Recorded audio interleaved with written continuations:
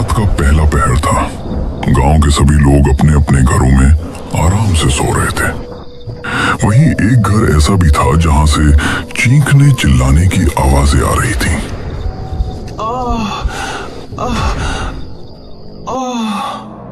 महेश उसके पास बैठा है। श्रद्धा और लोकेश भी कमरे में आते हैं।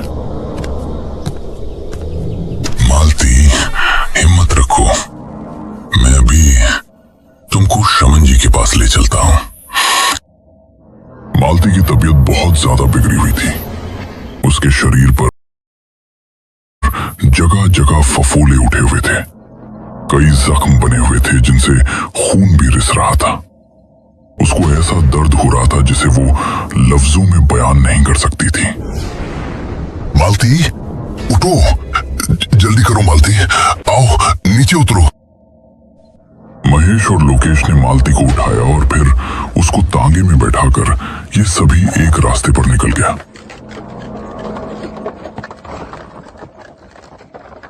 लोकेश और श्रद्धा अपनी मां को इस हालत में देखते हुए बहुत दुखी हो रहे था।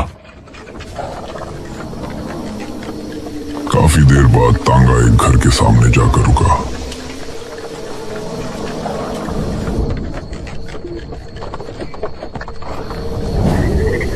आओ मालती, नीचे उतरो। महेश और लोकेश ने मालती को सहारा देकर तांगे से उतारा और फिर उस घर के अंदर ले गए। अंदर एक आदमी बैठा था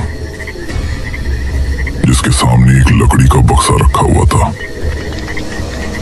अरे, इनकी हालत तो बहुत खराब है। हाँ शमन जी, मेरी बीवी की तबीयत बहुत खराब है, इसे ठीक कर दीजिए। महेश ने मालती को उसके सामने बैठा दिया। उस आदमी शमन के आगे हाथ जोड़े। लोकेश शमन के ठीक सामने एक लकड़ी का बक्सा रखा हुआ था। फिक्र मत करो, मैं इनको ठीक कर दूंगा। ये कहकर शमन ने पास ही रखी कैंची उठाई और उसे मालती के बालों की एक लट काट ली। उसके बाद उसने उस बक्से को खोला। उसके खुलते ही हल्का सा प्रकाश उत्पन्न हुआ। इन सभी ने देखा कि उसके अंदर हरे रंग का एक नग रखा हुआ है। शमन ने उसके आगे हाथ जोड़े और फिर मुंह ही मुंह में मंत्र बुदबुदाने लगा। उसके कुछ देर बाद ही उस बक्से से धुआं निकलने लगा, जिसे ये सभी बड़ी गौर से देख रहे थे। शमन ने बक्सा अपने करीब कर लिया और उस बक्से में क्या रखा है अब ये चारों नहीं देख सकते थे। कमरे में हर कोने से पायल की छन छन सुनाई देने लगी।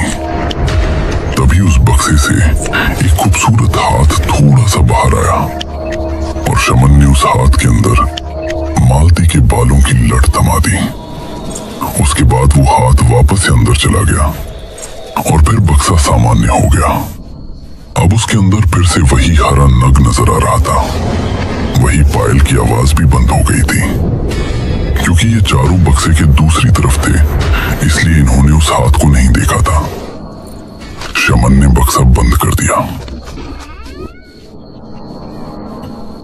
तुम्हारा काम हो गया देवी, तुमको जल्द ही ठीक कर देगी। उसी समय नदी के किनारे एक लड़की आकर नृत्य करने लगी। उसने लाल साड़ी कथकली वाली बांधी हुई थी और वो बहुत ही खूबसूरत लग रही थी।